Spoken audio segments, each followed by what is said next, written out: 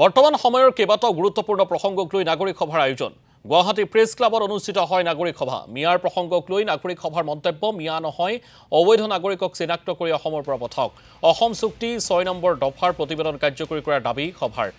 সভাত অংশ লৈ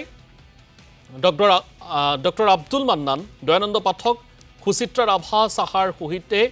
বহু বিশিষ্ট ব্যক্তি ইয়াৰ লগতে স্মাৰ্ট মিটাৰ প্ৰসংগ উত্থাপন কৰিলে সভাত চাওক আজি কেইটামান দিন ধৰি আমি সকলোৱে বাতৰি কাকত বা টিভিত আমি দেখি আহিছোঁ যে অসমত যিটো সাম্প্ৰতিক সময়ছোৱাত এনেকুৱা এটা পৰিৱেশৰ সৃষ্টি কৰা হৈছে ইয়াৰ মানুহক হিন্দু মুছলমানত ভাগ কৰা হৈছে সাধাৰণ ধৰ্ষণৰ কাণ্ড এটাক লৈ পেলাই আমি হিন্দু মুছলমানত ভাগ হৈছোঁ উজনি অসমৰ পৰা মিয়া খেদা আন্দোলন এটা আৰম্ভ হৈছে ইয়াৰ বিপৰীতে আমি নাগৰিক সমাজে চিন্তা চৰ্চা কৰিছোঁ যে এই যিবিলাক আন্দোলন হৈছে ইয়াৰ ফলশ্ৰুতিটো কিন্তু অতি ভয়াৱহ সেইকাৰণে আমি কৈছোঁ যে মিয়া নহয় বিদেশী খেদক অসমৰ পৰা বিদেশী খেদক তাত আমাৰ ক'বলগীয়া নাই তে মিয়া বুলি ক'লে আমি শ্ৰেণী বিভাজন কিয় কৰিছোঁ এতিয়া আমি কৈছোঁ যে অসমৰ পৰা সকলো বিদেশী যাওক